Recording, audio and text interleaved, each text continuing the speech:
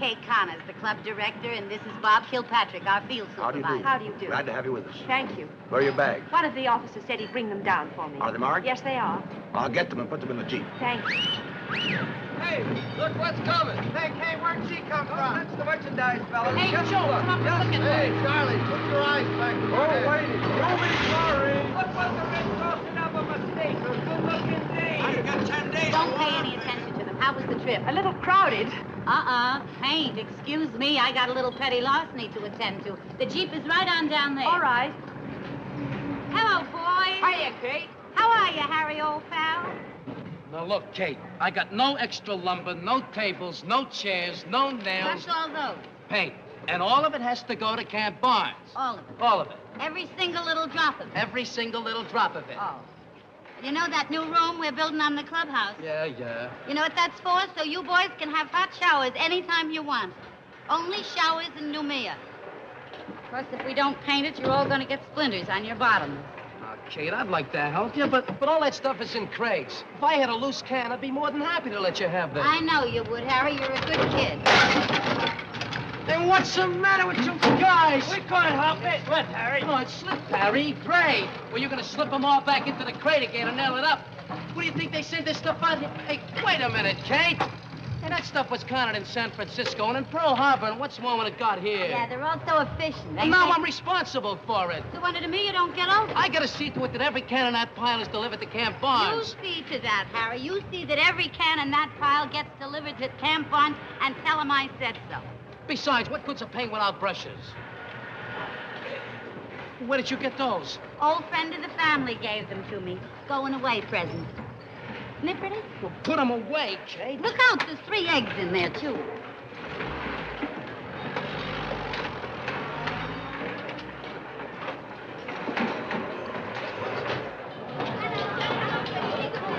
Give me that. Oh, you rich fella, huh? Give me money. Give me the net. Give me. Huh?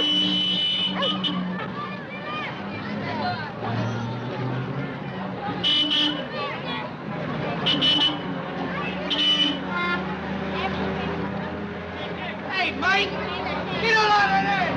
Whoa, hey! Look at the officer, Benny.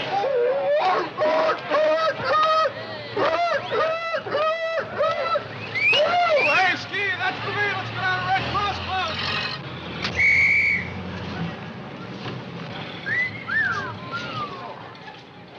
They're just trying to act like big shots. It's the ones that don't whistle at you got to be careful of.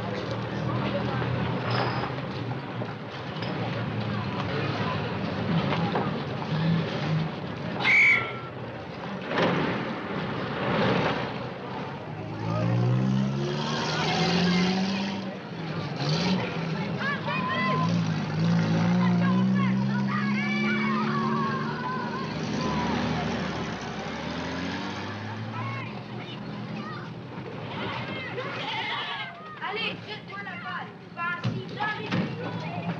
Jette-moi la balle plus haut.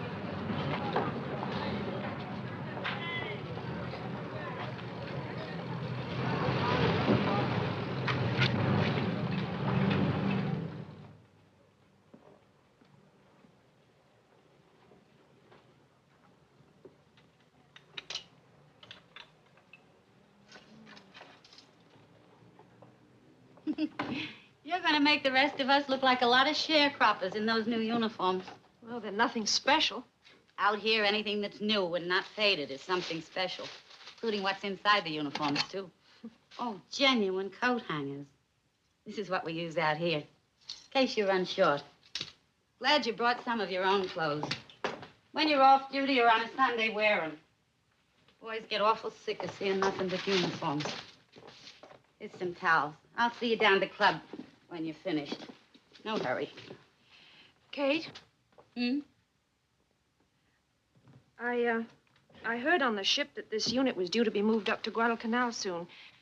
I was just wondering if you knew when that would be. Oh, that won't be for quite a while yet. They've still got an awful lot of mopping up to do. Your husband was killed on Guadalcanal, wasn't he? Yes. Whenever a new worker gets sent out here, I get a pretty complete file on them beforehand. I know an awful lot about you, Lee. Except for one thing. Why did you join up? Well, I was alone. I thought maybe I could help in some way. Could have helped in Washington or Pittsburgh or London.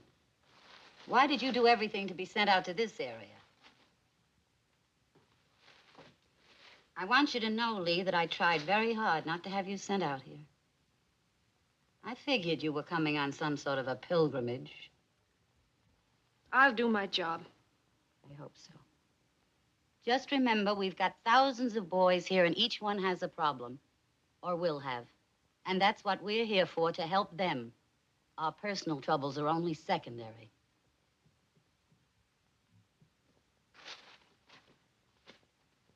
Well, I see by your file you play a mean piano, speak French, and paint. You're going to be a very busy girl. I want to be. See you at the club.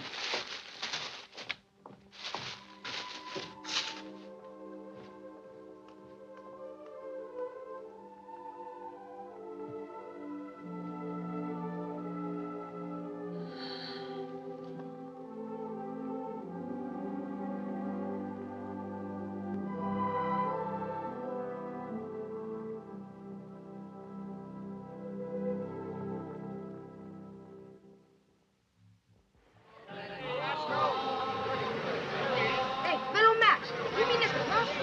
How about money, Max? Give me nickel. Come on, Max. Nickel, give me nickel.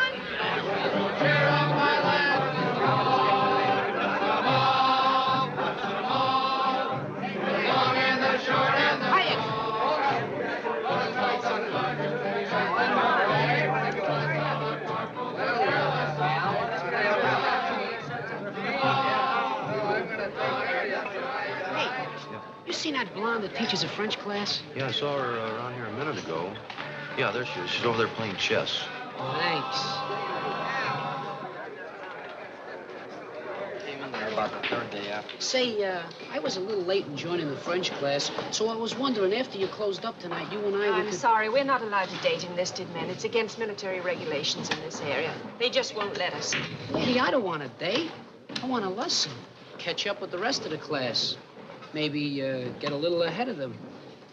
What do you say? Lover boy, go get yourself a donut.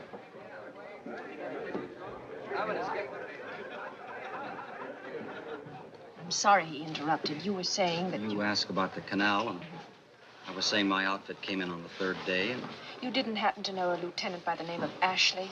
Howard Ashley? He was with the 1st Parachute Battalion. Ashley. Ashley. My husband. It's tough, I'm sorry. No, I didn't know him. My outfit was right next to the first chutes on the ridge. Bloody Ridge? Is that where he got it?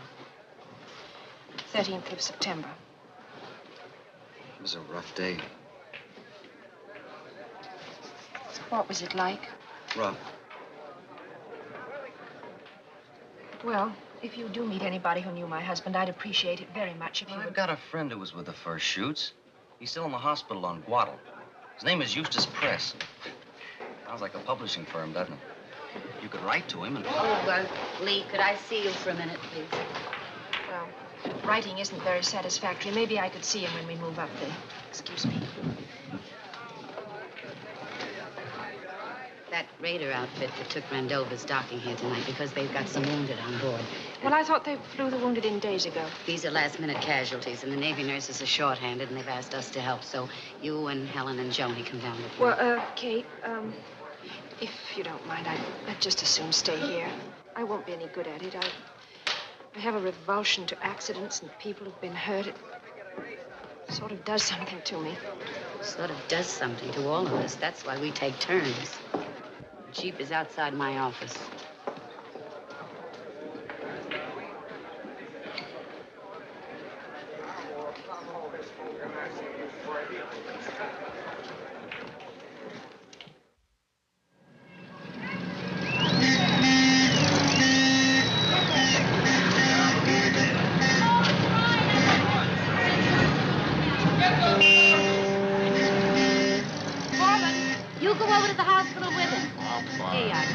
a million, Kate, for coming down. Without you and the girls, we'd have been swamped. That's all right.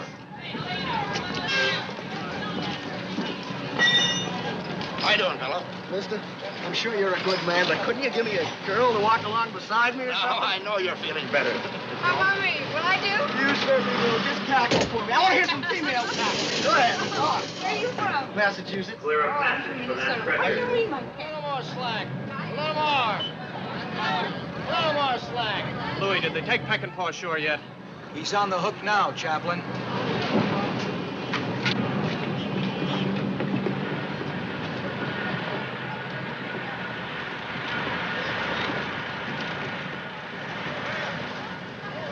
Hello, Chaplain. Kate, hello. Good to have you back. Anything we can do for you? Well, I need a lot of help, but we can talk about that later. For the moment, would you just take care of Sergeant Peckinpah here? Sure we will. How you doing, fella? Fine, ma'am. Who's the CO of this outfit? Colonel Black. There he is now, just coming up to the railing.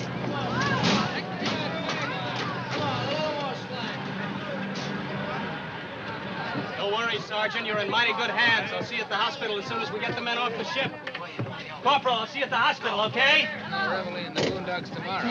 Take it easy, Sergeant. We'll give you a great coming out party. Get some more cigarettes for you. Lee? Lee? Johnny? Here. Stay with this man. You're not doing much good standing around here. Sorry, Kate. It just seems horrible and stupid to me. These men are suffering, and you give them small talk, candy, and chewing gum. What you give them doesn't matter. It's just ludicrous and shocking. You could give them a paper clip or an old golf ball or your hand to hold for a while. Well, I'm afraid I'm What's important is that you're here, and you're giving them a little bit of yourself. Come on. Get your feet wet.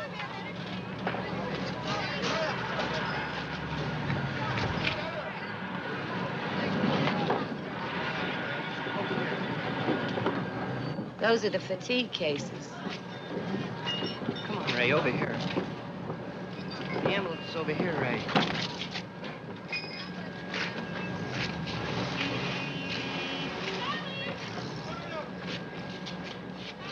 Have you seen my family? Talked to my father yesterday. He said they'd be here to meet me.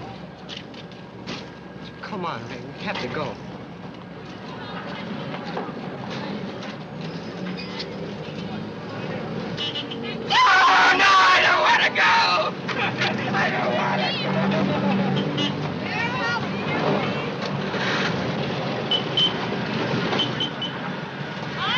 Have a cigarette? No, thanks, ma'am. What happened? You shaved too close this morning? Yeah, and I had a Jap barber.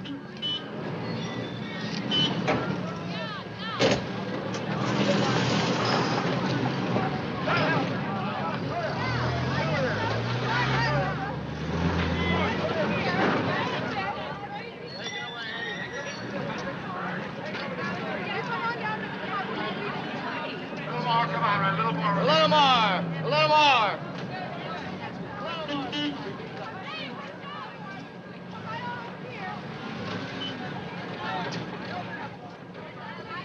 Hi. Hi. I'm sorry, I forgot to give you some cigarettes. Never mind.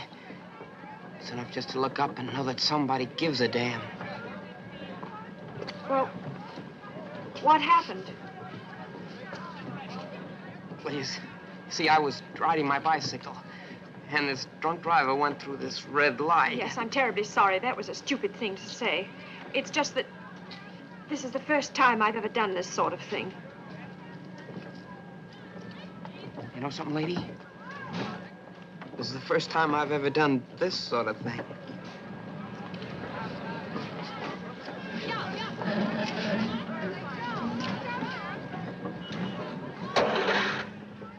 Would you like me to come out to the hospital and see you?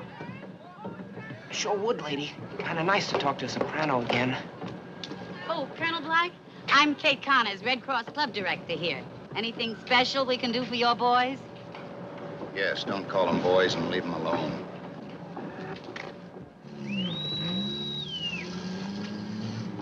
If there are no further instructions, good night. Good night.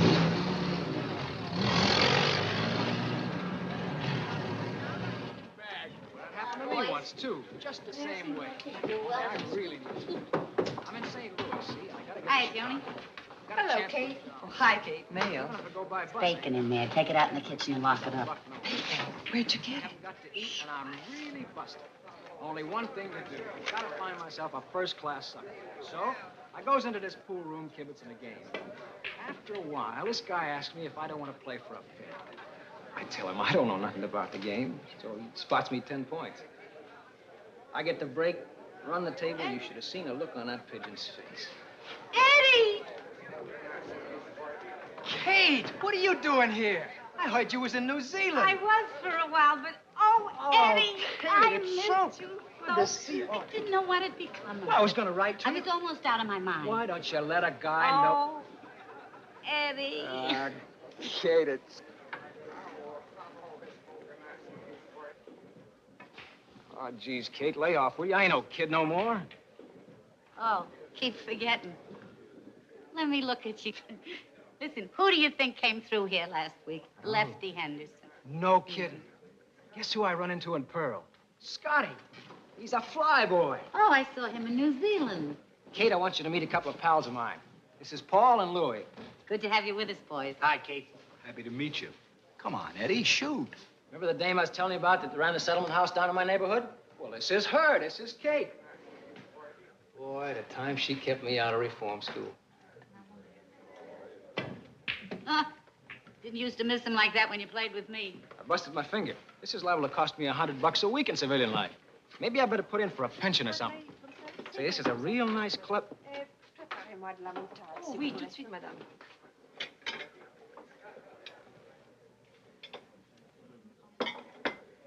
Kate, who's the blonde job? Name's Lee Ashley. She reminds you of Kate. Virgie. Virgie'd look just like that if she'd have grown up. You want to meet her? Yeah.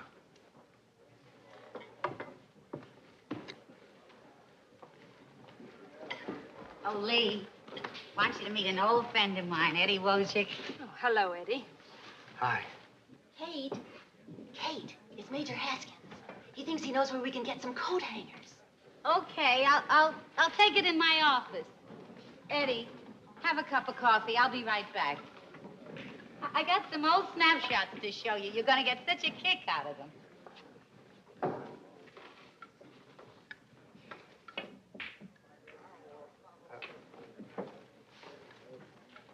You like cream in your coffee?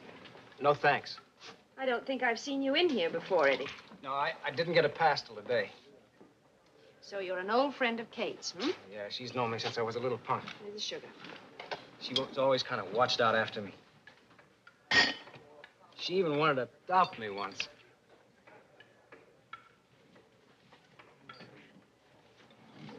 I was telling Kate that my sister Virgie would have looked just like you if she'd have grown up. She got burned to death. Oh, I'm sorry, Eddie. Just make sandwiches around here? Oh, no. I play the piano, dance with the boys, teach a French class, go out on sketching trips. Eddie, Duke says he found a place where we can get some butterfly rum for $1 a bottle. Come on. Look, well, I better blow. Tell Kate I'll see her later. All right.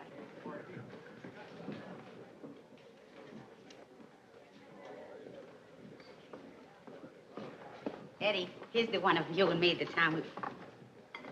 Where'd he go? He said he had to run. Said he'd see you later. Always has to run. I only wanted to show him these pictures. Here he is when he was 11 years old. And it's his sister. He told me she was burned to death. About a year after that was taken. Mother and father, too. Tenement house fire. Oh, that's horrible. Well, my spies tell me that Lily has some extra coat hangers. You've never been there, have you? No, I haven't. I'd love to go, but I've got an awful lot of sandwiches I Oh, well, one of the other girls will fix it for you. Get your suit. You can go for a swim. Beautiful beach. All right. Thanks, Kate.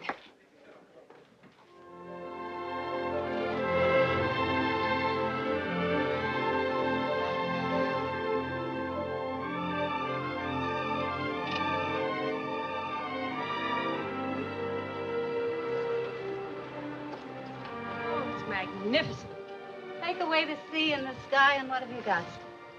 Does she live here all alone? In a manner of speaking, no. She's the widow, in a manner of speaking. Lily likes company. Company. Lily!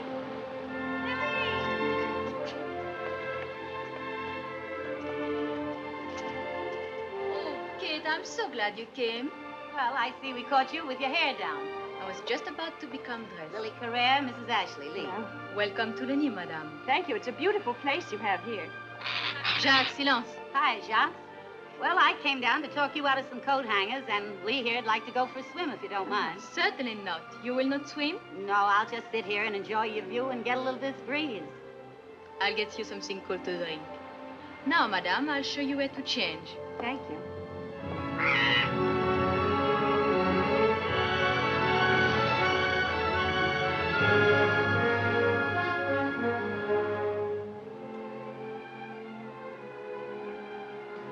Afternoon, I'm Colonel Black. I'm Kate Connors. We met on the dock the night you landed. Oh, yes, I remember. As I recall, our conversation was rather short. Very short, but very much to the point. I don't know how to break this to you, Colonel. It's going to come as quite a blow, but for the past several days, a lot of your boys, I beg your pardon, a lot of your men have been visiting us at the club. I'm sorry to hear that. Talking to you ladies will spoil them. Is that right? I suppose by the time you get to be a colonel, you've built up a certain amount of immunity. Lily, she doesn't exactly remind me of home and mother. That's the kind of female I'm talking about. During a war, women should be relegated to two categories. A skirt a man can make a pass at when on leave, or back home, a wife, a mother, or sweetheart. One or the other. But let your sweet little creatures come over here and try to provide a home away from home. The men get all mixed up. My readers have one purpose in this war, combat. And all this sentimental slop that you good ladies hand out can only turn those fighting men into lonely, complaining boys again. I'm curious, Colonel. Were you ever bitten by a Red Cross worker? No, but I must confess it sounds interesting. She should be back by now. You undoubtedly have 20/20 vision. Can you see a girl swimming down there? There's someone in a green bathing suit sunning herself.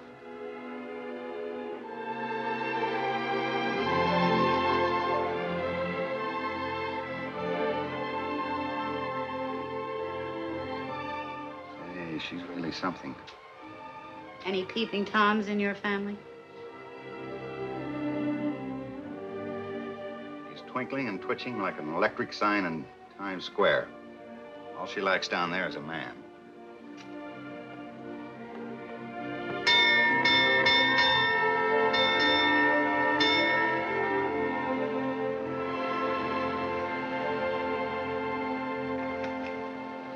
Well, all I can say is we're fortunate that Admiral Halsey doesn't share your opinion of the Red Cross. Oh, not only the Admiral. Practically every battalion commander thinks you're the greatest thing since gunpowder. And you should hear my chaplain go on about you. You two could have a regular love feast. I'll introduce you someday. I know Chaplain Holmes. He came through here on his way out to you. I've been meaning to ask you, what's wrong with him? Ever since he got back, he keeps to himself. He's terribly low and depressed. His faith got quite a jolt on Rendova. We've just taken our main objective. Chaplain was green. First taste of combat. Got a little overzealous and started leading the men in prayer. They knelt in a nice little open spot and a nice tight little line. There was a Jap in the bush nearby. Still had enough life in him to roll over and toss a hand grenade. 4 of the men were killed. 5th has a broken back. Oh, no. The grenade landed so close that the men's bodies took the entire blast. Chaplain was nearly knocked over by concussion. The poor soul. Wasn't his fault, but I imagine it's going to make praying a little difficult for him in the future.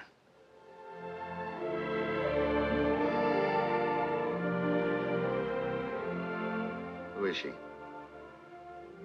What's her name? Who is she? Mrs. Ashley. Married, huh? War widow. Army? Marine. Good taste. What outfit was her husband with? Paratroops, Lieutenant. Howard Ashley. Guadalcanal? Bloody Ridge. Ashley. Ashley. Did you know him? No, I didn't. But I'd certainly like to know his wife.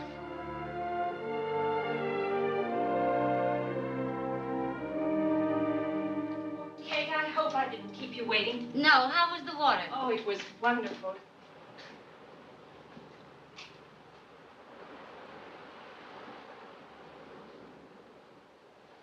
Aren't you going to introduce us? Lee Ashley, Colonel Black. How do you do? Excuse me, I have to change my things. Oh, don't hurry away, Mrs. Ashley. Let me get you a drink. I thought perhaps we could discuss a Red Cross program for my men. Well, Colonel, right He's now, I'm kidding you, Lee. Colonel Black doesn't even approve of having the Red Cross down here. But I'm sure that's because I know too little of your work. Now, down at this club in town, what do you girls do exactly? I think I'll leave the pleasure of enlightening you to some member of the Red Cross you know better than me. Oh, but Mrs. Ashley, I feel I already know you very well indeed. And I assure you that's as well as you're ever likely to know me, Colonel.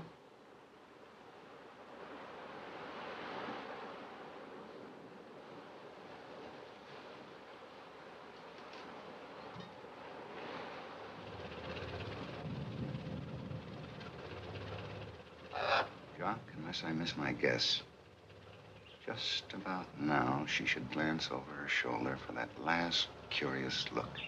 Oh, wait.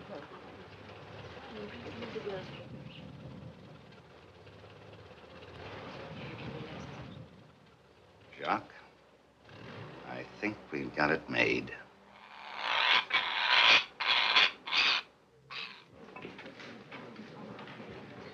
Qu'est-ce que c'est que ça? La lèvre, Oui? la crayon, Huh?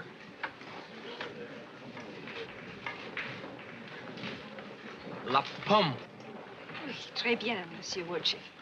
Okay, give me the buck. I told you he'd bat 1,000. The guy's a regular ooh-la-la. Sure, he's been eating a lot of French toast, that's why. Want to go for double or nothing the next round? Thanks a lot. Non, non, non, il est 5h30, la leçon est terminée. Au revoir, mes amis. Thanks a lot. Non, non, répondez en français, s'il vous plaît. Oh, merci, mademoiselle. Voulez-vous?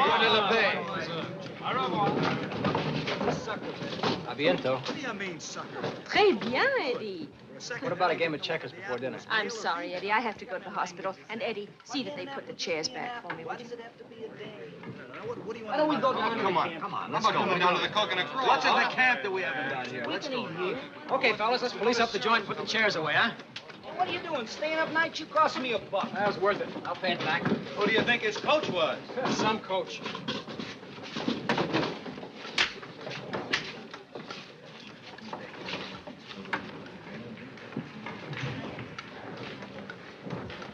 How would you like to have a 2-week fill over a case of whiskey in that broad?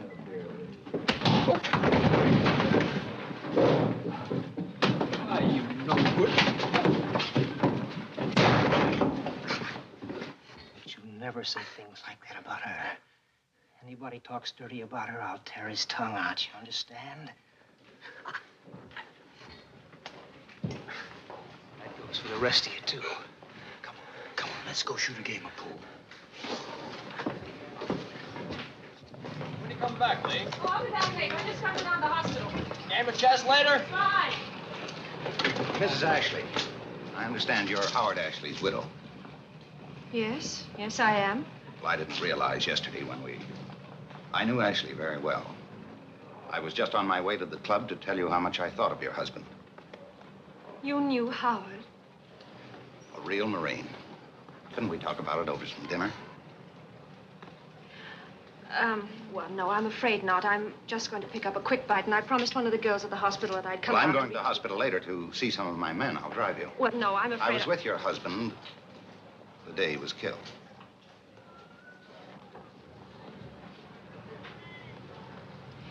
Yes, I'll come with you. Shall we walk? just across the park.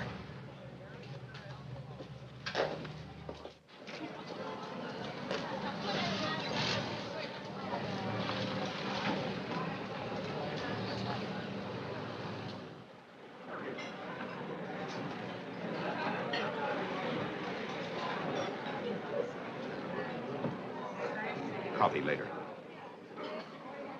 I'm sorry you didn't have more time. I know of a charming little French place up the coast.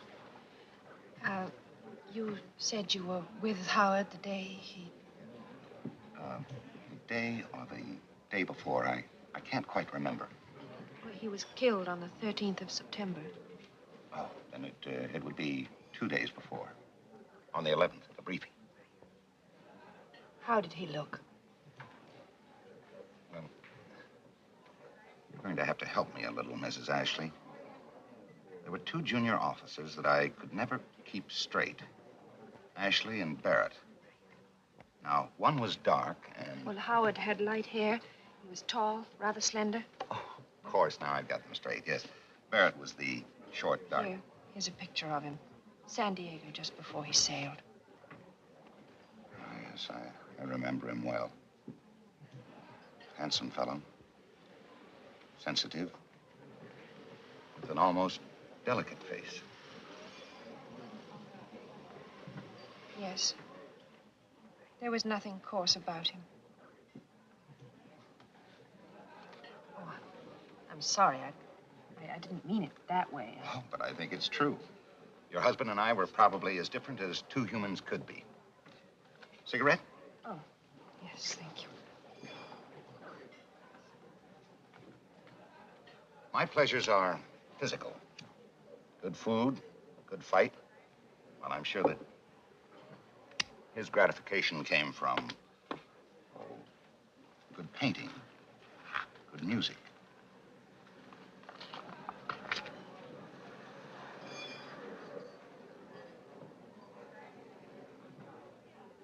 I was just venturing the opinion that your husband enjoyed good painting and good music.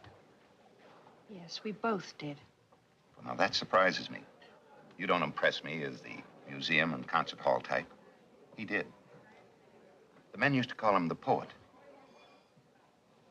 Well, that was cruel. Why? They call me the beast. There was nothing derogatory about it. As a matter of fact, we all found his shyness and reticence a charming and pleasant relief. He was gentle and kind. You're so right. You know, I often wondered why he picked the Marine Corps. I mean, deliberately seeking the roughest possible duty.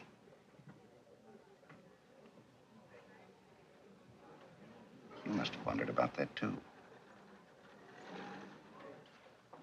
Yes, yes, I did. I mean, with his special capabilities, his education. Well, after all, he was an architect. My father and I tried to convince him to go into the engineers. Naturally, they needed architects desperately. Well, that's what we told him. So did his family. My father even spoke to somebody in the Pentagon, but before he could... Well, Howard just came home one day and said it was the Marines. I suppose, like many reserves, he was trying to prove something.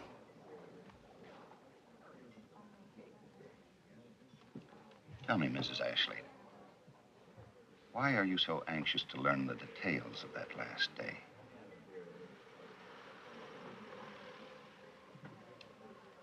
Well, Howard and I grew up together. Except for a few school years, we never knew what it was to be apart. When you've spent so much of your life together, you've got to share that moment of death, too. How did he die? Was it merciful and quick? Did he suffer? That's why I'm out here.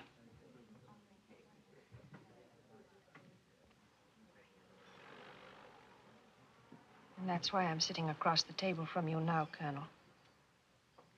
And for no other reason. What you really want to find out, Mrs. Ashley, is... did he fight or did he run? Colonel Black, don't you think that that's... Now, don't be defensive about it. After all, most soldiers wonder about that very same thing when they face the first crucial test. It's only natural that a wife whose husband was meek and gentle would have that in the back of her mind.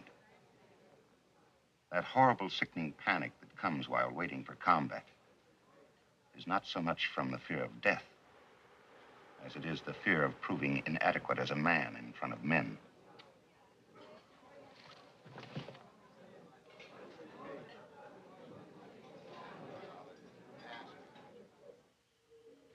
Well, if they don't treat you right, let me know. You deserve the best. Oh, they're treating me fine, sir. I'll keep in touch. How you doing, Peckinpah? Just swell, sir. Good evening, Colonel. Evening, Chaplain. Doctors tell me you'll be up and around in no time. I hope so, sir. Colonel? I'm sorry I fouled it up. Be seeing you.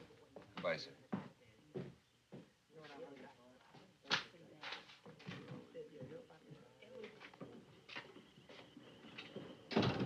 Colonel Black.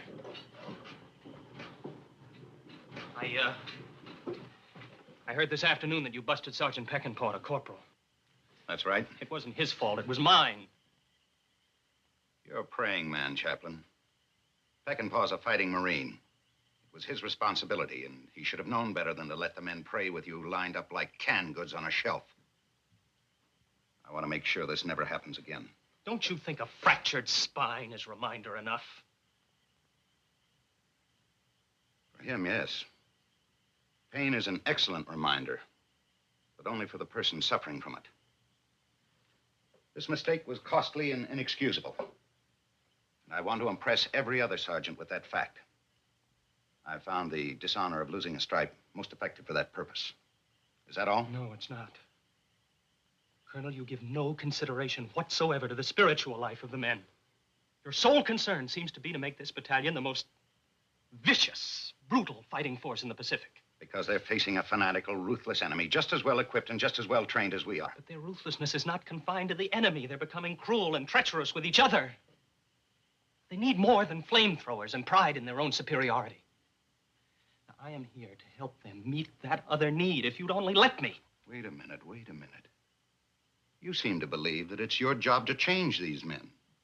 You're not running a mission in the Bowery, Chaplain, where it's a good day's work to pour a couple of jiggers worth of religion down the throat of some whiskey-soaked bum. Whatever you tell these men has to make them stronger, not weaker. Real strength is not brutality, sir. It's an inner spiritual belief that governs And spiritual... don't fill them with platitudes and religious superstitions. I want my men to be superstitious about only one thing. When they come face to face with a Jap in the bush, I want them to consider it very bad luck not to kill him first. And I don't want any of this love thine enemy. If you must quote from the Bible, go to Samuel. I have pursued mine enemies and destroyed them, and did not turn back until I had consumed them. You're in the middle of a war, and these men are fighting it. But they're men, not animals. They've got souls. Those we left in San Diego. Don't be so sure. You might discover that even you brought yours along. One day, Colonel, you will destroy once too often. And you'll find your own private hell. In the meantime, I think that you'll discover that prayers are much more likely to be answered if the men are spread out and under cover.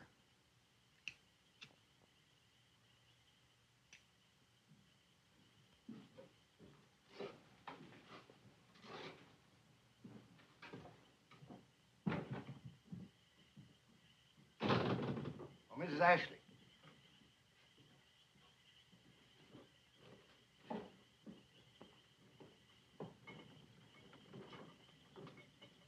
You didn't let me finish at the dinner table. I was about to say that your husband didn't run. On Bloody Ridge, nobody ran. So you and the children can rest assured that he died a hero. We had no children. Didn't realize. I could probably lay my hands on an action report at Bloody Ridge. That if won't you... be necessary. I thought we might talk about it a little more calmly. Perhaps on Sunday. That's your day off, isn't it? Yes. Good. I'll pick you up a little before noon. We can take a drive in the country. Have lunch at that French place I spoke of. I have other plans. Well, I'll drop by just in case you change your mind.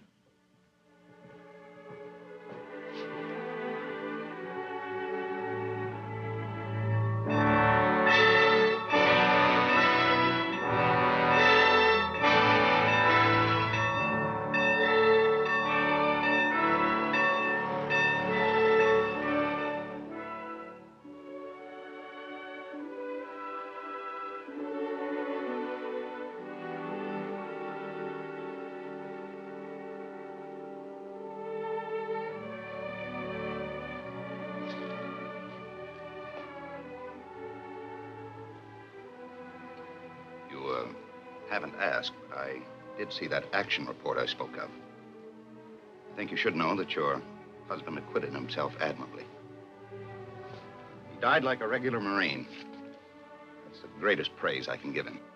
Well, there are some characteristics of certain regular Marines I like to think my husband failed to acquire. Namely? An arrogance, a disregard for the feelings of others, a contempt for weakness, and an almost revolting pride. But not in himself. A pride in the Corps, yes. A pride that gives him an inner well of strength. Something that he can dip into when the pinch comes. I'm sure it was that pride that sustained your husband. You may be right. His last few letters, they were so different from the others. Fury and rage in every stroke of the pen. What is it that the Marine Corps does to men that takes them from us and makes them a breed apart? What took men off to the Crusades? What impels men to conquer mountain peaks? Physical challenge of danger. The most fascinating motive in life. And I suppose once you've found it, you can't be quite the same. Ever again. And to a lesser degree, I think that danger motivates some women in their relationship with some men. Like leaning over a precipice. They want to see just how far they can lean without falling. Sometimes a sentimental loyalty to the past pulls them back just in time and spoils all the fun. Yes, but that's the point. I'm shutting out the past and Howard and decency and everything I've ever stood for.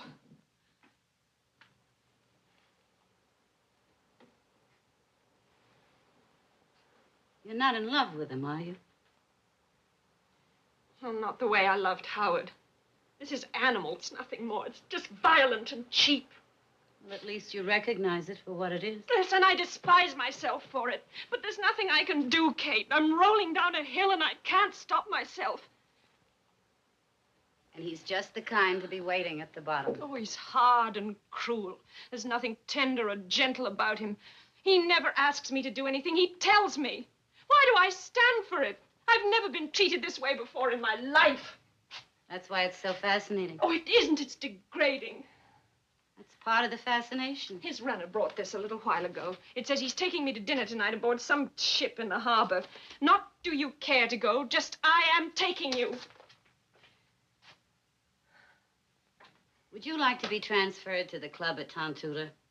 Maybe if you were to get away for a while. No, Kate, no. Well, I can't just run away from it. I've got to be strong enough.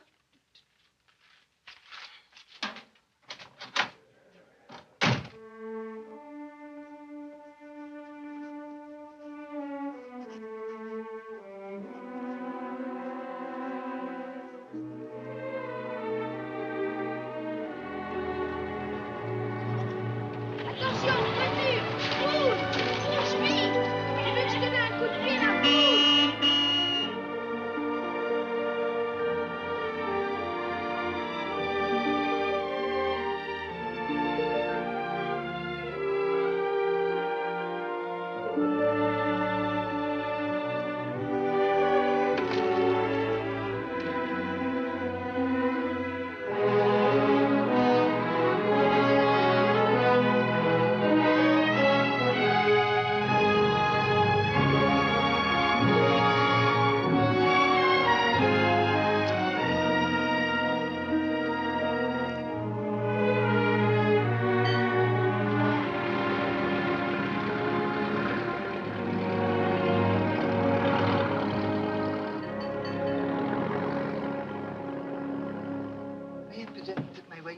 I'm sorry to keep you standing out there, ladies. It'll just be a minute. Lee. Why, Hutch. What in the world are you doing out here? Well, I'm with the Red Cross. I thought you were on duty in the Atlantic. Oh, I transferred last month. Well, for Pete's sake. The last time Oh, Lee, I was terribly sorry to hear about Howard. Colonel Black, Lieutenant Hutchins. How do you do, sir? Well, this is wonderful. Wait till May hears about this. How is May? Oh, she's We can fine. go in now. She's taking the kids down to her parents in Aiken for the winter. Mm-hmm. You remember we had the hunt down there? Let's see, we were down there a week. Oh, will I ever forget that weekend? And Jean and Charlie were there, Yeah, too. and Peggy. Oh, no two ways about it. And I told George that the last time I saw him. It was good to see you, Colin. Thanks, Dean. When you're on the beach, look me up. I will. Oh, Hutch, I'll be with the skipper. Will you see that the colonel gets the gig when he wants it? Right. And you'll never guess who she married. Chipley Hawes. No. The one who owns Romney Bay? That's right. Well, they were both down in Charleston for the St. Cecilia, and it just suddenly happened. Say, whatever happened to that little bay gelding you were training? Oh, I sold him to the Finleys. Oh, he was a beaut. Wasn't he sweet? Mm. You know, if this thing ever ends, I might take Bright Folly to England. The Grand National? Oh, Hutch. I think he might make it. Mhm. You know, I miss the horses more than anything. Oh, well, I'm sure May would like that. She understands. You should see the horses we have out here. Say, do they have 4 legs? Just about. Look, I'm off on Sunday. Why don't we ride a little in the afternoon and then Mrs. have Ashley dinner? is going to be with me on Sunday.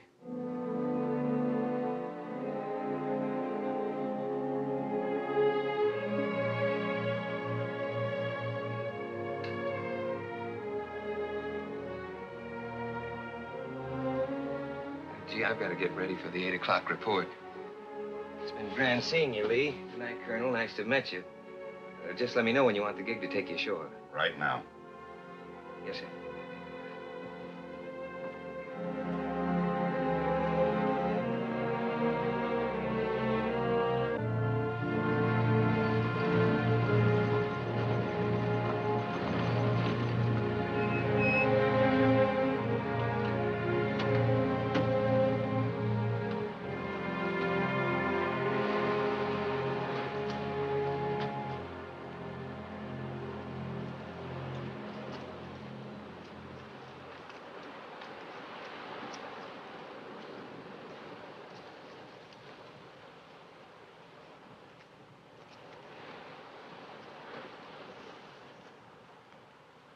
What do you know about me?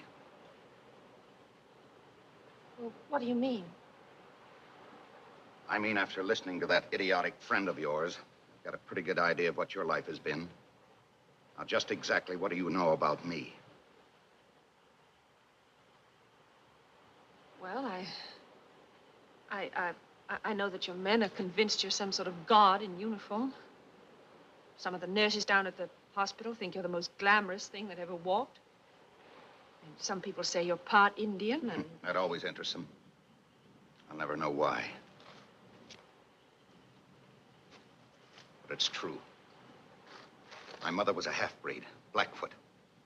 My old man worked in a mine in a little town in Montana. I was born there. We lived in a tar paper shack that looked like a pig pen most of the time. Why are you telling me these things? Because I want you to know. You've seen these little native kids that beg on the street. Hey, fella Mac, give me a nickel. I was like that. Trains used to make a 10-minute stop in the town where we lived. My mother used to send me down to the station to beg from the passengers. She knew they couldn't resist the hungry-looking little redskin. Hated every nickel I got. I hated the people that tossed them at me.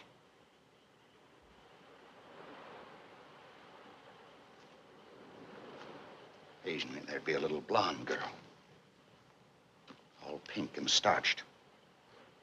The way you once looked, I'm sure. Parents used to say, just drop the money, dear. Don't get too close to him. He's dirty.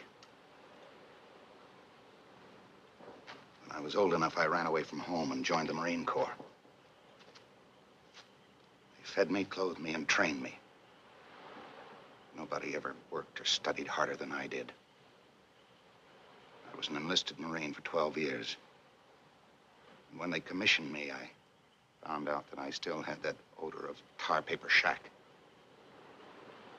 I had a lot more to learn. What fork to use at dinner parties. How to make polite talk to somebody's fat slob of a wife. Take the finger bowl and the doily off the dessert plate. Maybe I didn't learn those things too well. Maybe in a drawing room, your friend Hutch feels superior to me. Even contemptuous. But out here, or anywhere during time of war, where it really counts, I'll make him look like a puny schoolboy. So you joined the Marines, too, to prove something.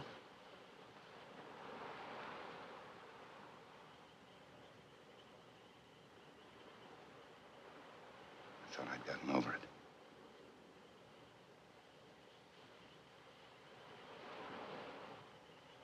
You see this?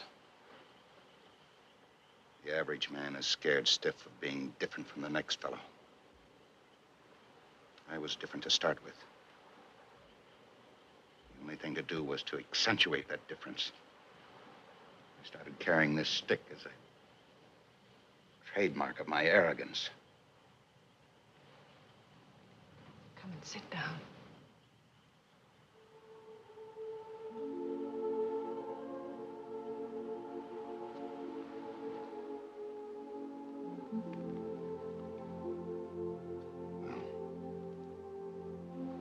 Got a pretty good line on me now. I guess I'm not like the gentle people you've known.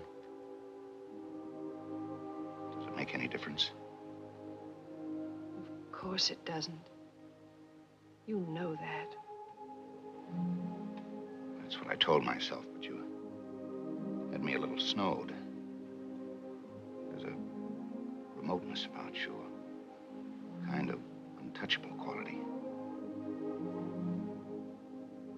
I've never known anyone like you. And I've never known anyone like you. Maybe that's why we're both here. We'll be pulling out shortly. Oh, no. Not combat. Tactical maneuvers with the task force. We'll be back in a couple of months. Leaving you is going to be an awful beating. 2 months? We've seen a lot of each other lately. I've kept my distance like I've never kept it before.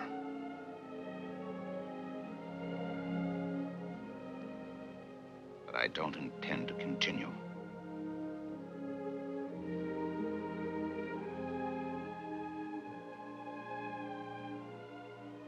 You want to make sure that it's you and only you. Is that it?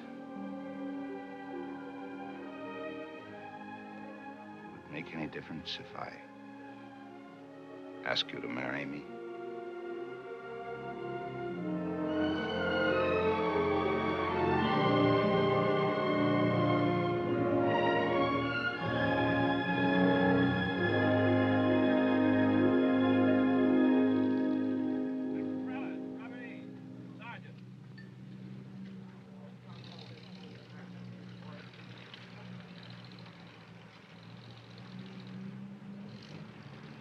Morelli, Luigi F., Sergeant.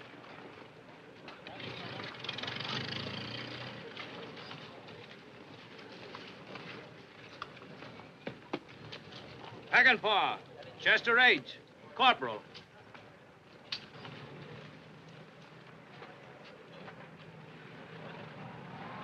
Hexton, John B., Private First Class.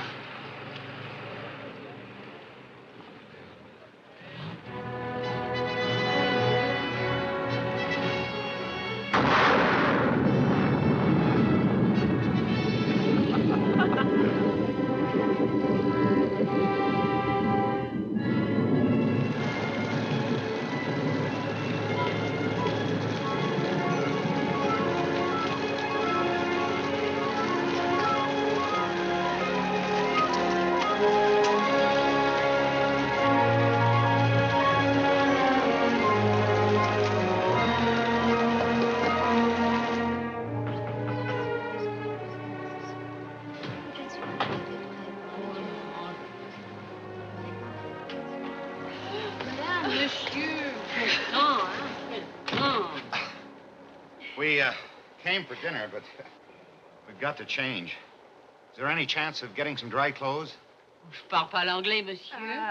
Vous avez peut-être quelques places pour changer les habits. C'est-à-dire si vous auriez quelques vêtements pour changer. Oh oui, madame. Eh bien, suivez-moi. Jeannette, une de tes négligées pour madame. Et des vêtements sèches de papa pour monsieur. Oui, maman, je viens tout de suite. It's me. Come in.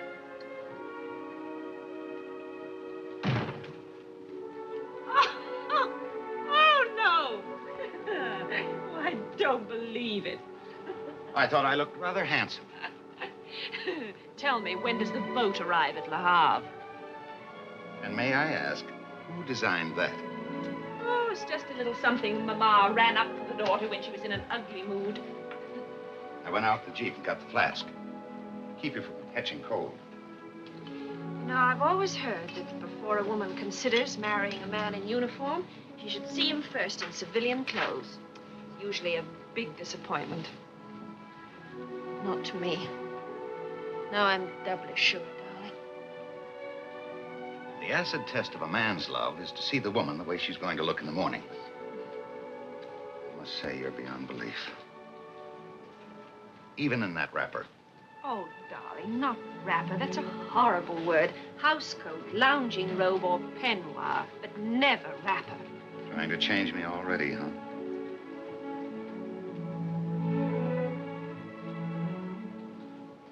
Why, you vain, ostentatious CB.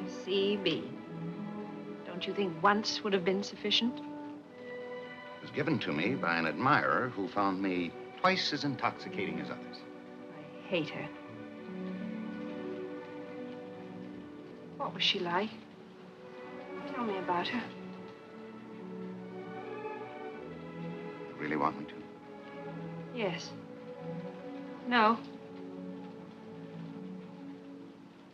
Yes. If I do, you'll become female, petty, and angry, and this moment will be lost. Yes, then don't. I finally feel alive. I'm sort of recklessly happy. I want to stay that way. Good. I think an excellent rule would be that neither of us bring up the past. Let's say this is the first time for both of us.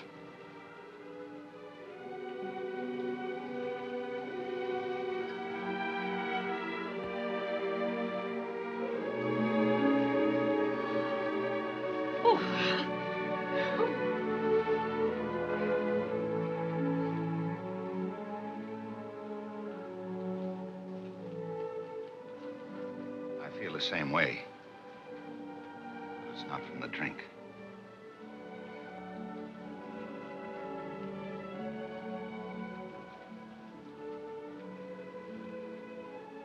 Something breathless about you. Every time I look at you, it's like hearing music. Or seeing the ocean for the first time. Why? I keep thinking about tomorrow. Don't.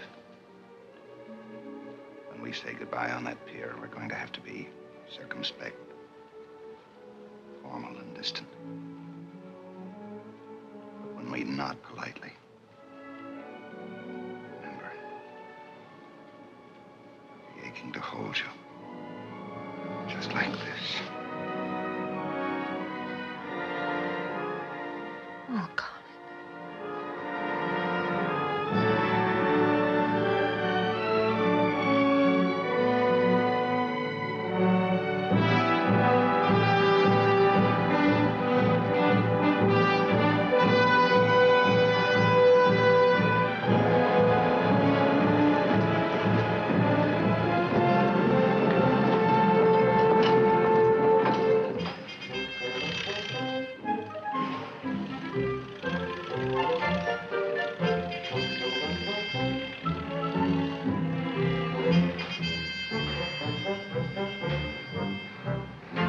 Want something? No, just browsing.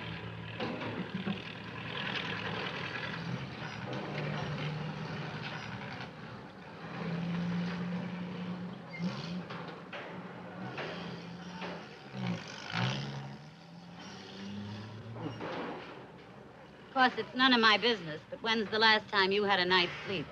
I'm all right, Kate. Oh, yeah. You're in great shape. Working night and day at the hospital, helping us at the club, doing the work of a half. What are you trying to prove? Why don't you turn yourself in? You belong in sick bay. That's just where he'd like me to be. No, Kate. I'm gonna get on that ship if I have to crawl. Okay, but you'll find it's not a very pleasant way to travel. Hey, Kate. Junior forgot a letter again.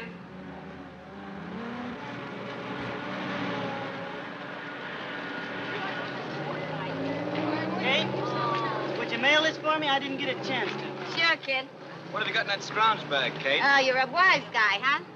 Hey, Kate, you got any boondockers in there? I wouldn't be a bit surprised. I hear the Navy lost an aircraft carrier, Kate. Come on, take it out, will Your you? mother wears army shoes. Okay, I tend to the larceny around here. Here, I'll take those. Hey, Kate, you got a butt? You're talking about cigarettes? I guess so. Always cigarettes. I smoke cigars.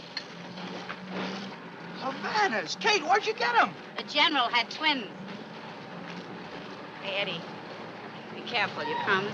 Oh, stop worrying. Will you, Kate? It's only maneuvers. I know it's only maneuvers, but be careful. If anything was to happen Kate, to you... if you start crying, so help me, I'm going to kick you right in the shins. You try it, and I'll tell the kids about the time you played Little Buttercup in the school play. Now, wait a minute. Oh, they'd love to hear about that one. Kate, you would do that. Now, I'd yell it from the boat deck if you get fresh with me, Little Buttercup. All right, why don't you guys move on? You and your big maneuvers, your... Bye, Eddie. So long, Louis. Big and ho. Well, so long, blonde job. So long, Eddie. Oh, say, look, while I'm gone, if any guy gets fresh with you, you just remember who he is, and when I get back, I'll take care of him, okay? Thanks, Eddie. Good luck. Come on, move it up, won't you? Here comes the old man.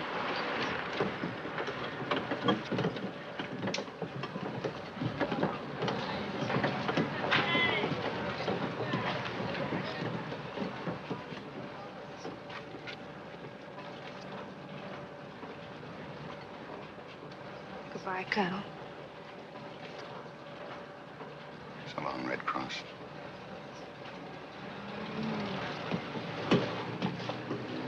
So long, Chaplain. See you when you get back. Goodbye, Chaplain. Coming, Chaplain.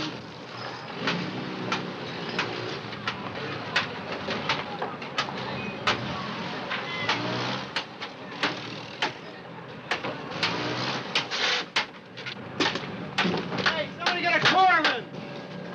See if there's a corpsman in the aid station. I think he's had it. Put him in the hospital. All right. Why the guy fall down? Get a stretcher from the aid station. I told him. Give us an air.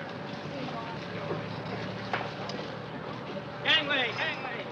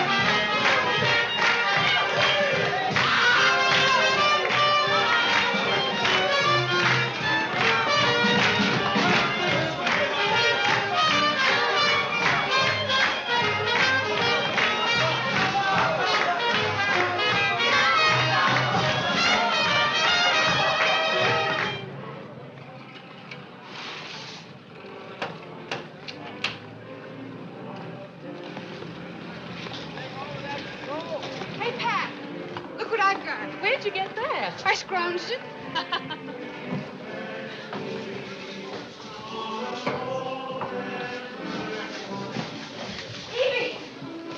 Santa Claus. Wonderful, Joan, thanks.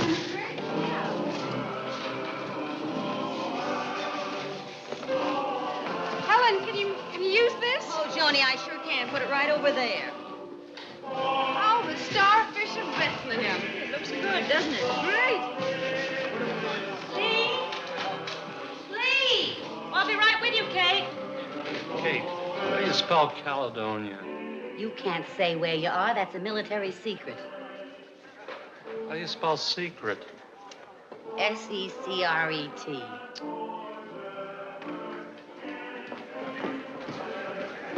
Oh, my feet are killing me. Oh, I'm sorry. Jeanette phoned, and the hospital girls are swamped. They need help with the Christmas letters. So when you get through with the trees, will you and Helen go out and help? Yes, of course. Oh, here's something that might interest you. Just came.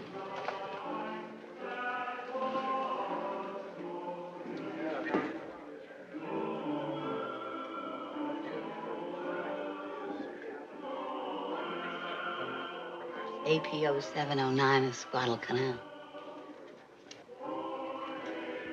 Kate, I don't think you better figure on my going along. But you've been champing at the bit for months. Yes, I know, but the scuttlebutt is that the Fifth will get back either tomorrow or the next day. Tomorrow, I think. Colonel Black and I are going to be married.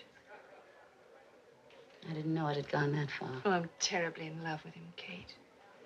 But if you get married now, I'm going to have to ship you right home. Yes, I know. You know it's against regulations for husband and wife to be in the I same know. theater of war. If I were you, I'd wait. No, you wouldn't, Kate. We can't wait.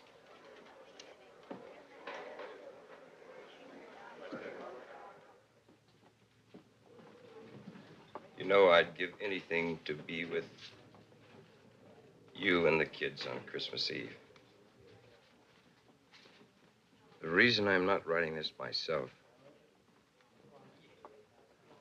is because I sprained my wrist playing baseball.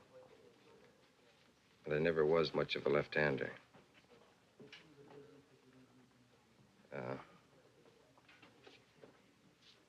I can't tell you where I've been. But as usual, our outfit made monkeys out of the rest of them.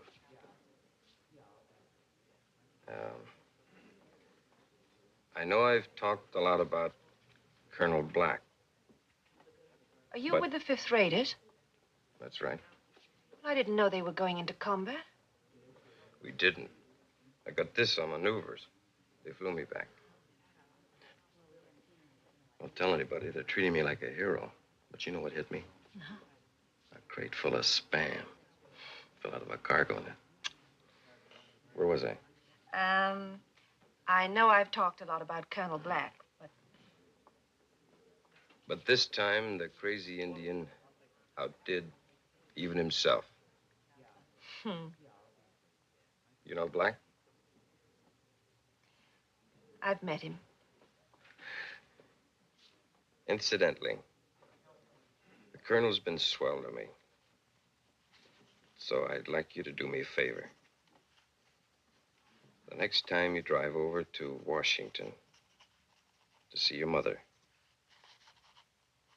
I wish you'd drop in on Black's wife and pay your respects. Her name is Clara. Although Black doesn't talk much about her.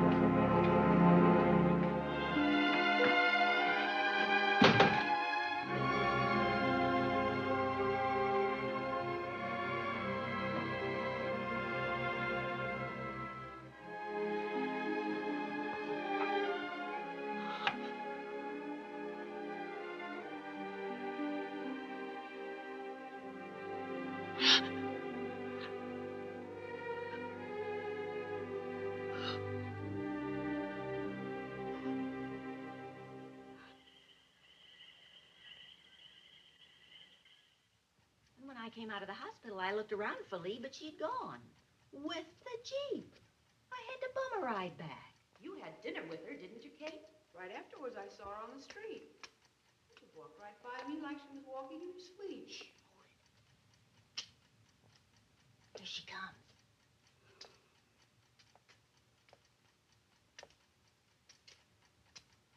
Well, what was he? Air Force, Army, Navy, Marine? Come clean, girl. Where have you been? Put out that light.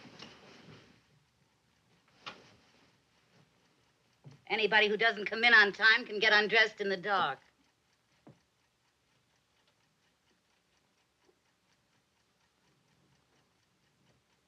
Thanks, Kate.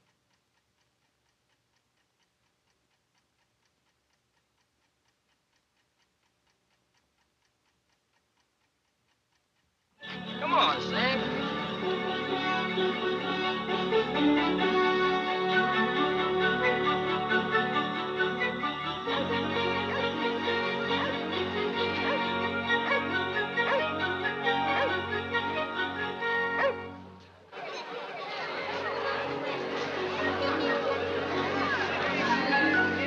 There you are, honey.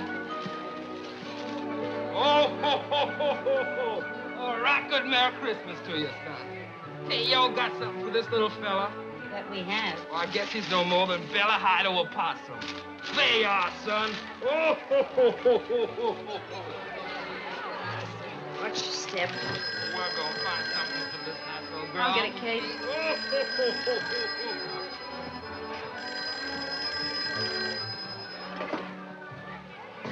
Red Cross Service Club.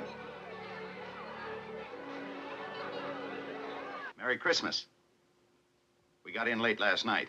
How have you been? Yes? I won't be able to get off for a while. I've got to check regimental headquarters. And I've got some paperwork to clean up first. Suppose I pick you up around 4. Yes, I'll be ready. About 4.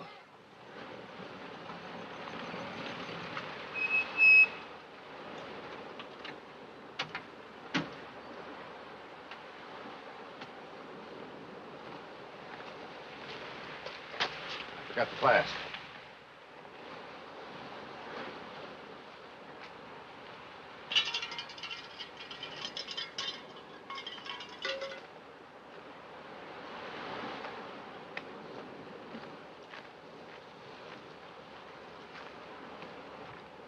Look at this place. Certainly seemed different that night. Daylight has a habit of revealing things as they actually are. What'd you want to come back here for? I thought it would be appropriate. Well, let's have a quick drink and get out of here. I heard of a new French restaurant about 30 miles up the coast. You shouldn't be so violent about it. They say that people who make a fetish of cleanliness are very often inwardly dirty.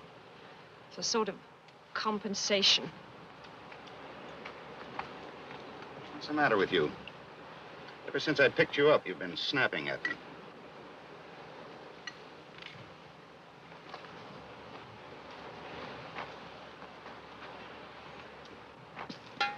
Here, drink this, you'll feel better.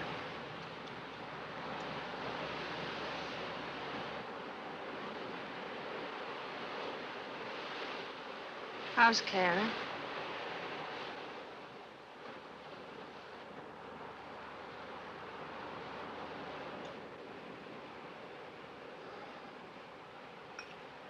I'm glad you found out.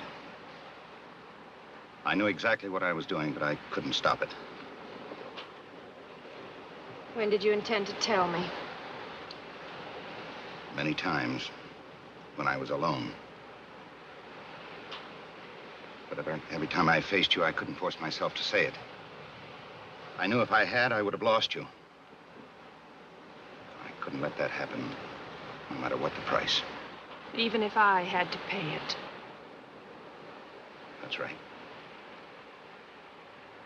I think it's the only cowardly thing I've ever done in my life. How long have you been married? 2 months. The wedding took place 10 years ago. But I'd say we've been married about 2 months. You're not in love with her? No, that died a pretty quick death. She wanted me to leave the Marine Corps. That was like asking me to cut off my arms. So when I did a hitch in Central America, she stayed behind in San Diego. A lot of bars in San Diego. She got to know every one of them. She's been in a hospital in Washington for over a year now. Nobody seems to know what keeps her alive. Well, why didn't you tell me this before? You'd have felt sorry for me. I didn't want sympathy. I wanted you. Yes, but only for an hour or so now and then. Maybe in the beginning. But not afterwards. I wanted to get a divorce. I couldn't do that to Clara.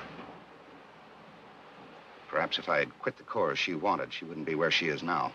I must say your sense of loyalty is a little deeper than your sense of decency. During a war, it's amazing what a man will resort to satisfy a desire of the moment. I suppose it's because he's not quite certain of how many moments he has left. I'm sure there were many men who took decency with them, even to the grave. I suppose. Oh. Now, look, it's not... not... Oh, don't touch me.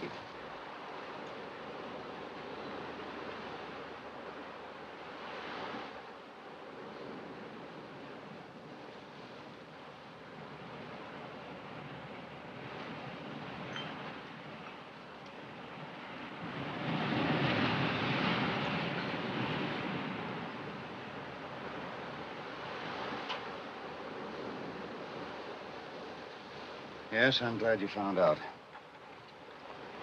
If this thing had gone on any longer, we might really have been put through the ringer. You'll get over it. I know at the moment it seems shocking and tragic, but believe me, in a few years, you'll look back and laugh at it. Take my advice. And what advice do you have for your son or daughter? I'm sorry I can't tell you which it'll be at the moment. What shall I say to him or her? You'll get over it, dear. You were only the desire of a moment. Don't take it seriously. Your father says to laugh about it. Why didn't you tell me? Because I have some pride left. Not much, but some. I didn't want your sympathy any more than you wanted mine. And I wanted to be a wife to you and not a drunken joke around the officers' club when you're all sitting around boasting of your conquests. And I'm not going to be that funny story about the little blonde in New Mere. You're not going to have that chance, you dirty... Oh, let me go! I want to die! Let me go! Get away from me! Ah!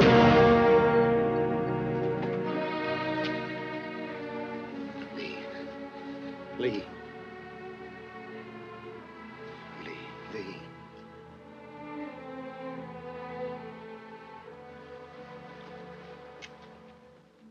Come on, just one hand, Artie. Oh, get lost, will you? I'm busy. Come on, just one hand. It's gonna hurt you to play one hand. The doctor says she'll be all right. But she lost the child.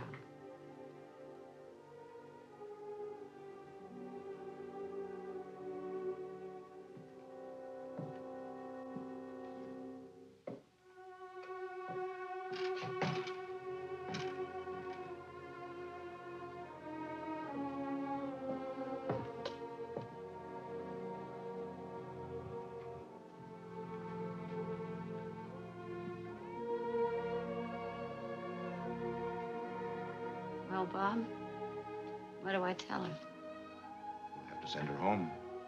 You do, she'll never get over it. Staying here with us and working things out gradually, that's the only chance she's got.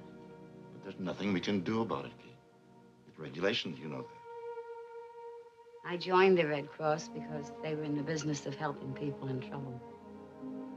This girl has loved 2 men in her life. One of them's dead, and the other one almost destroyed her. That's trouble, Bob. Real trouble. All right, Kate. We'll find some way.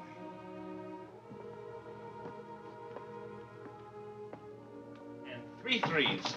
Come on, one more game will get you even. I told you just one hand. Play solitaire. It'll only take a second. Look, I've got to take these reports over to X-ray. Hey, I've been all over the joint. Is this 72C? Eddie, how are you? Hi, how you doing? Is this 72C? Yeah. Who do you want to see? This is Lee Ashley. No visitors now. I was down the Red Cross. They said she had an accident. She hurt bad? Eddie. Wasn't no accident. No? What's wrong with her? I was sitting over here, and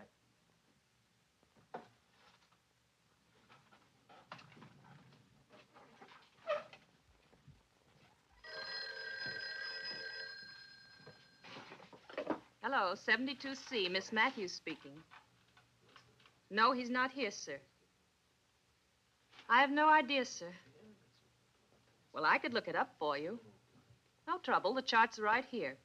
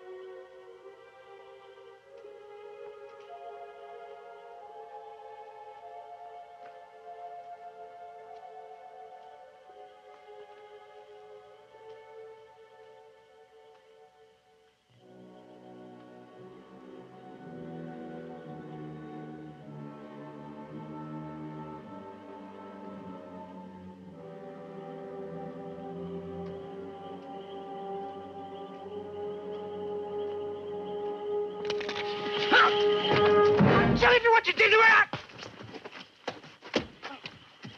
Sentry! Sentry!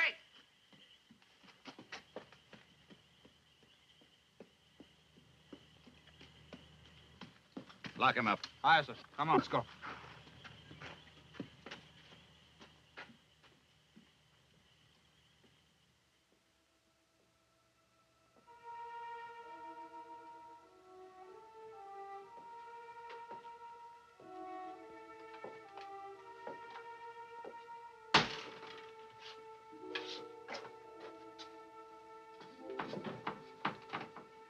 Colonel, she won't see you.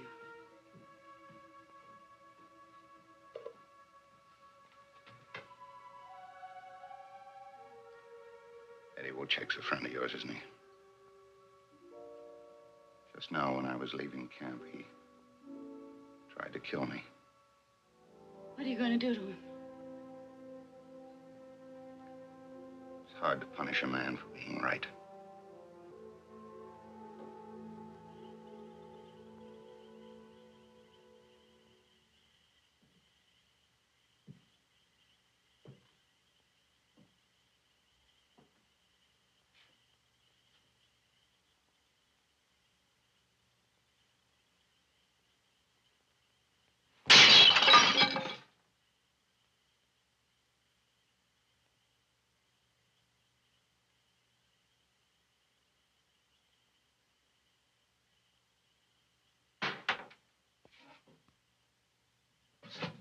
Colonel, may I come in, sir? Yes? We've got Wojcik locked up, but what are you charging him with, sir?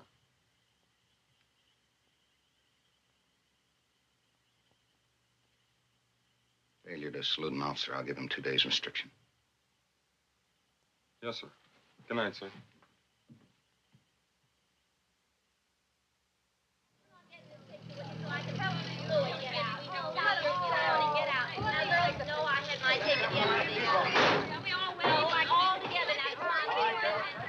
It's kind of you, Eddie, but No, just like the chaplain told me.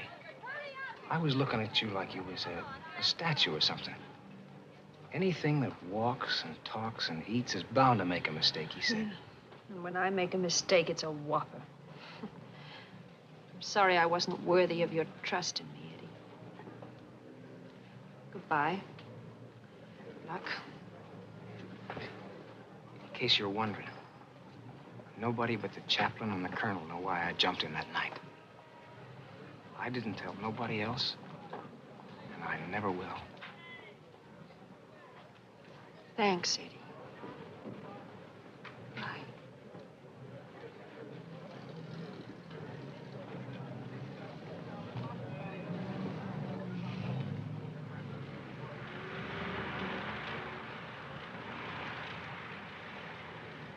Well, what's the matter with you?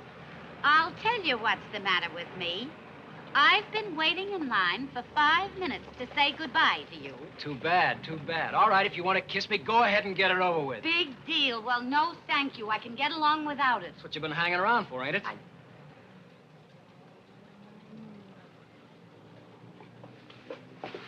Goodbye, Kate.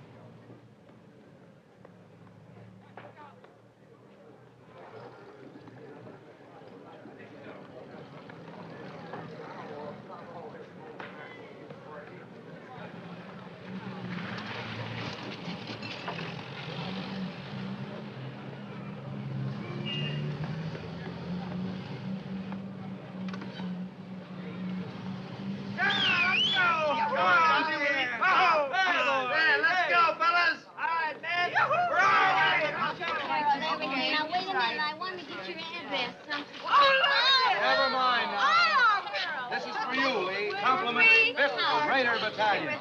Good luck. Kate, this is for you. Compliments 5th Raider Battalion. Just what I needed. Oh, thank you. You're a So-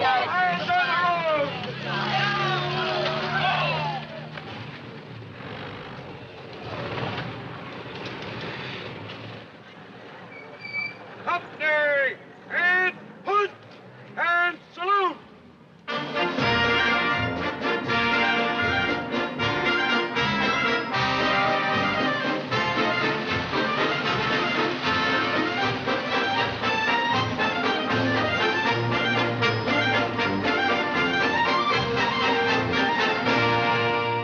That sergeant turns up with the generator for the donut machine. Remember, it's mine. I'll get it on an ATC plane. Don't worry.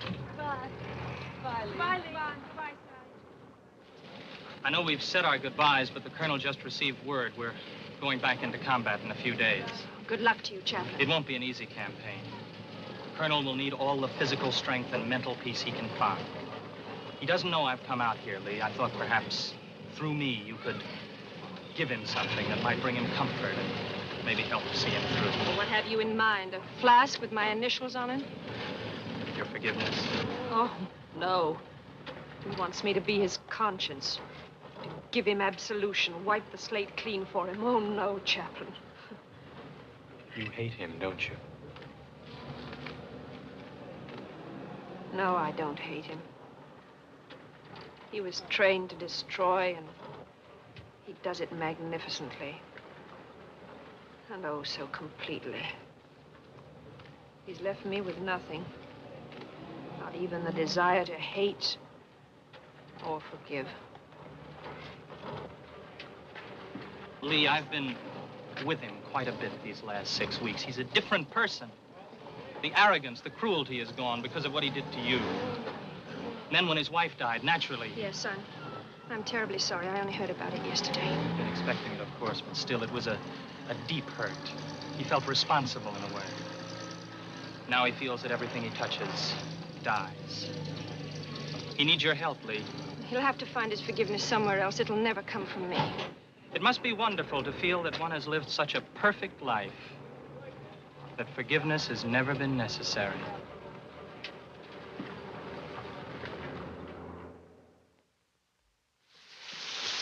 You just put the wire through here. I've already made 2. Hey, Kate. This is the only bow we could find. Is it too big? No, we'll only need a very large Cupid, that's all. Maybe you'd like to play the part. Leslie, she's in the kitchen.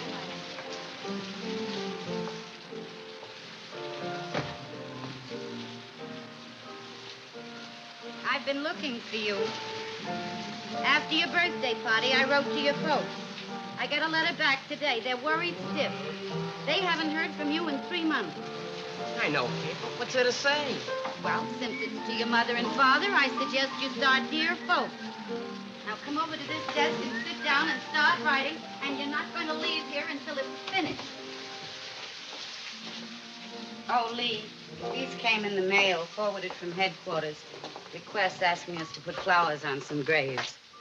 Names are in the letters, so when it stops raining, you can... Kate, I hate to keep asking to beg off on so many things, but I just can't. Do you mean you haven't been to the cemetery since we got here? No. Well,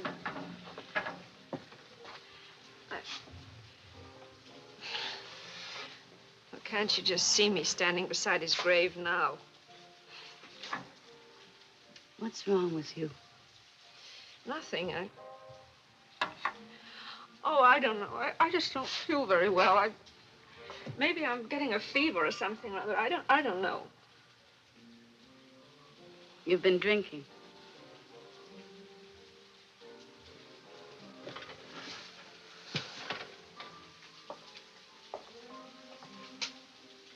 I'm shipping you home. No, please, Kate. No, I couldn't go back now. I couldn't face his parents. All mine like this. Please, Kate.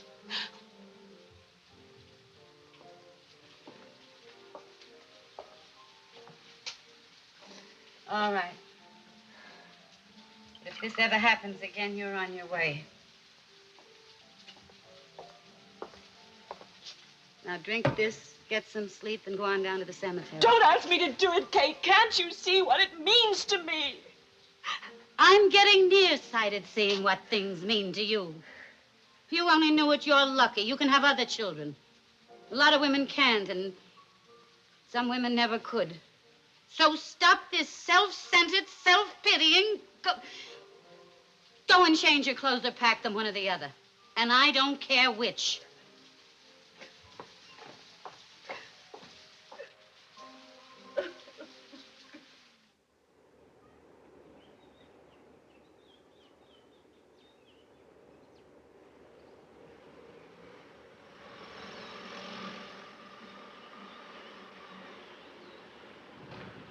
Just the two of them, huh? Yeah.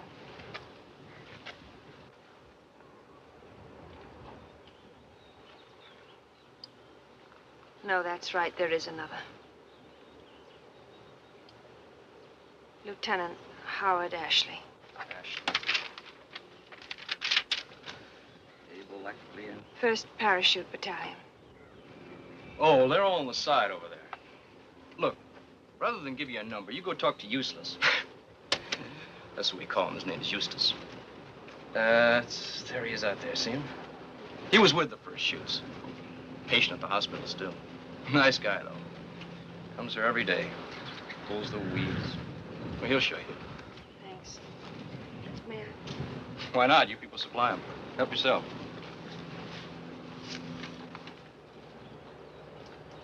Thank you.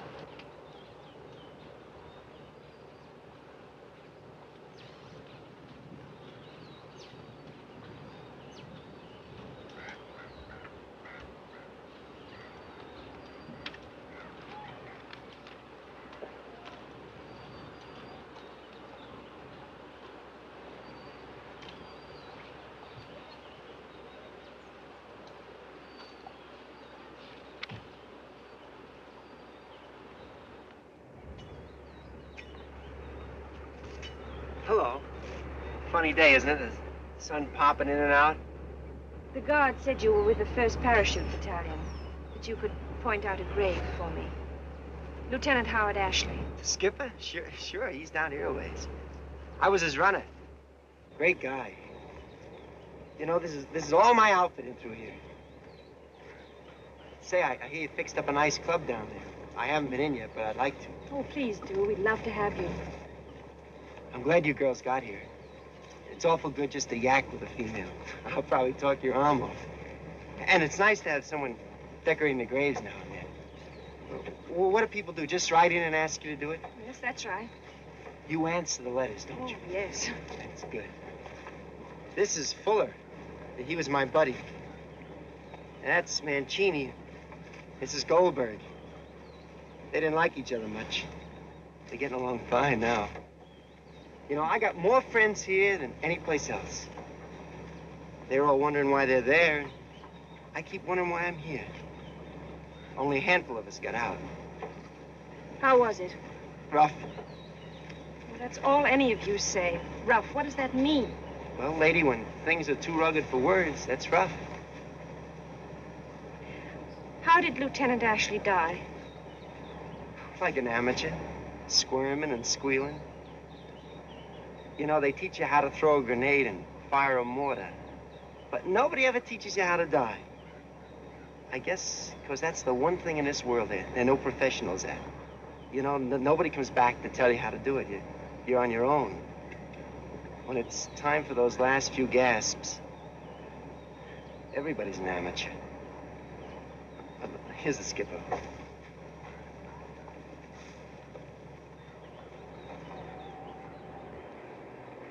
Who are the flowers from? His wife. Oh, the bloodsucker. When you answer a letter, tell her she's just great. A wonderful and courageous woman. She'll like that. But just between you and me, she's a real bloodsucker. He deserved a lot better.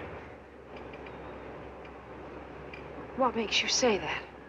Well, you know the kind. She threw her arms around him at the altar and never let go. Just squeezed and squeezed until there wasn't much left of him. He told you that? No, the skipper? He never had a bad word for anybody. But that last day or two, we were huddled so close together that if one of us started shaking with malaria, we all shook. But when you're that close, you get to gabbing about the things you shouldn't have done and the things you wish you had done. You know what kept eating him? That he didn't take a job once. He was an architect. And he had this chance with some company in New York. But she didn't want to live in New York. So she talked him out of it. She was the horsey kind. After all, how many foxes can you chase up Park Avenue?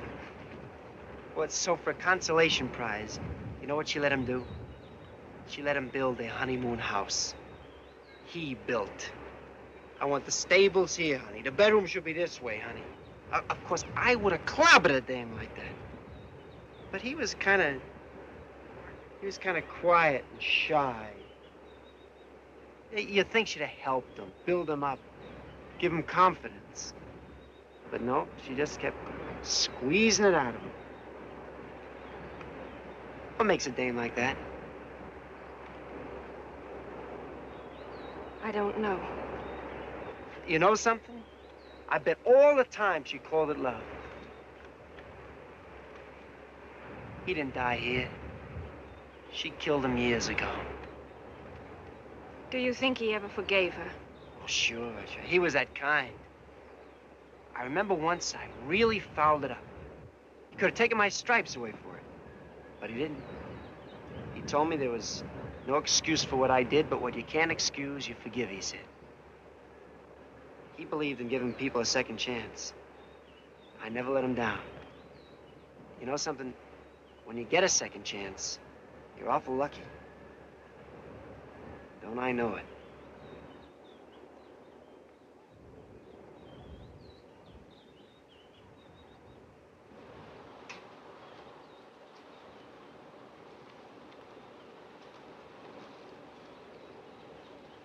Say, I hear you're having a Valentine's party tonight.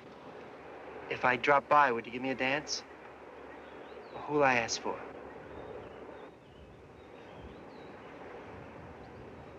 Mrs. Howard Ashley.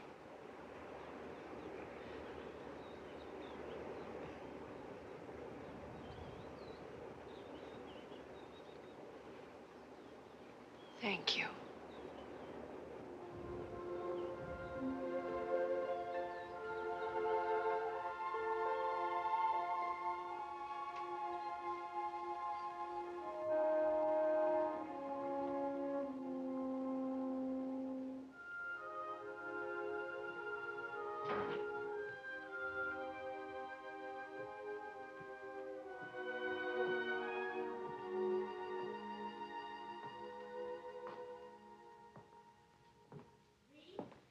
Is that you, Lee? Well, where is everybody? They called from the hospital. They need all the help they can get. They're setting up emergency tents for the river. It's that new push. The casualties are pouring in by the hundreds. Kate wants you to stay here and watch the place, and I'll go on out. Well, can't I go too? No, you better not, Lee. This one's going to be awfully rough.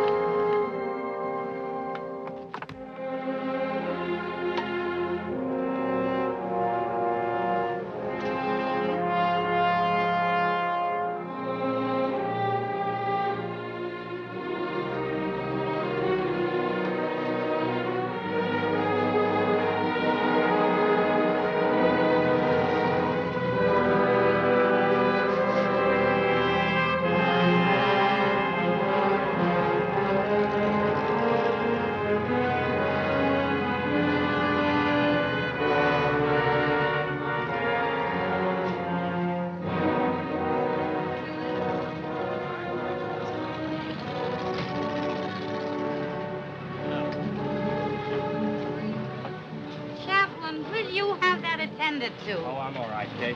Take care of yourself. Don't worry. Thanks, Red Cross.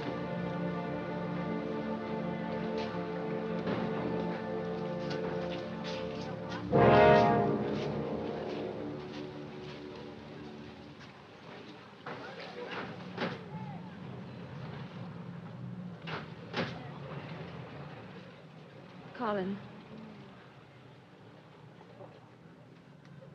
Can you hear me?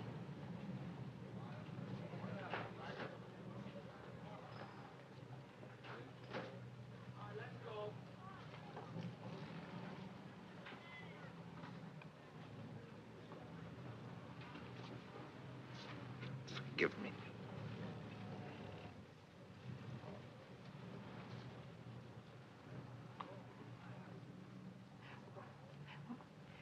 Can I get something for you? Forgive me. Hello, Lee. Got much pain? Forgive me.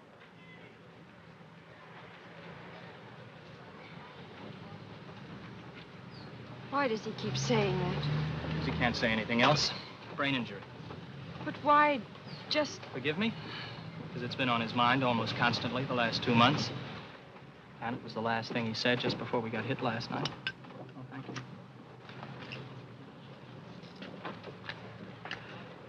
We were sitting in the command post when out of the blue he turned to me and said, I hope someday she can find it possible to forgive me. Just then a mortar crunched alongside of us. When he came to, all he could say was, forgive me. Will he recover? Just a temporary thing, the doctor says. He'll be all right in a couple of months.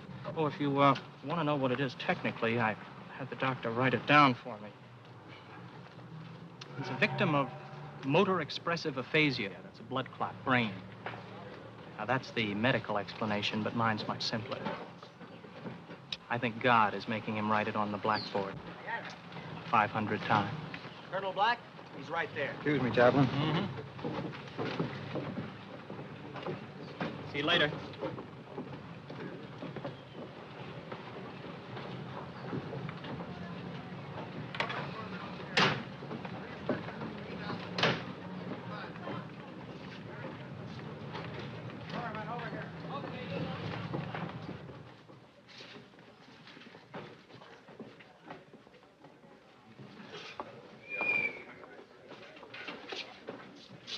How's the Indian?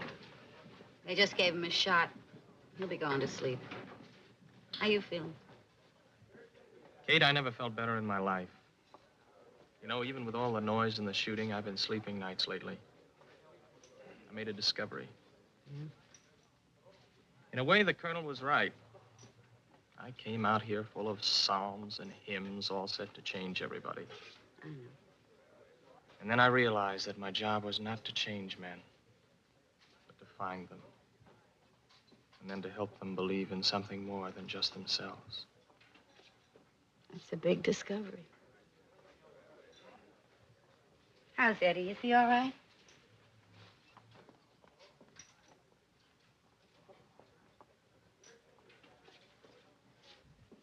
When I went through his belongings, I found this.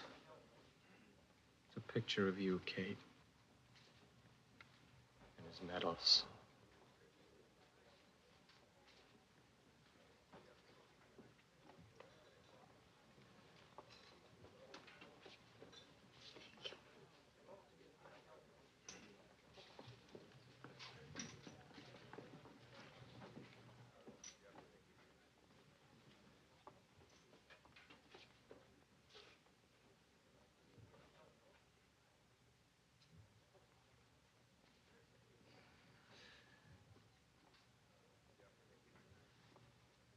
Can I do anything for you?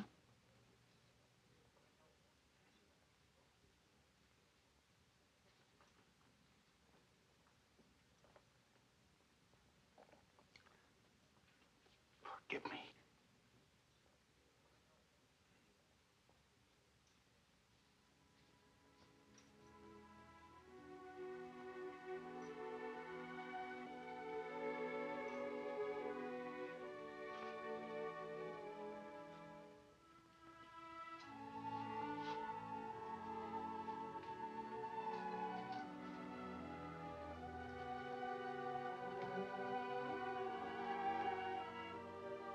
don't you get some rest?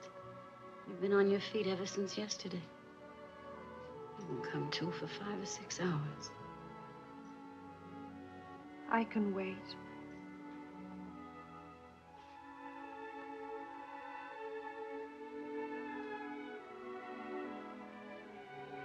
I can wait.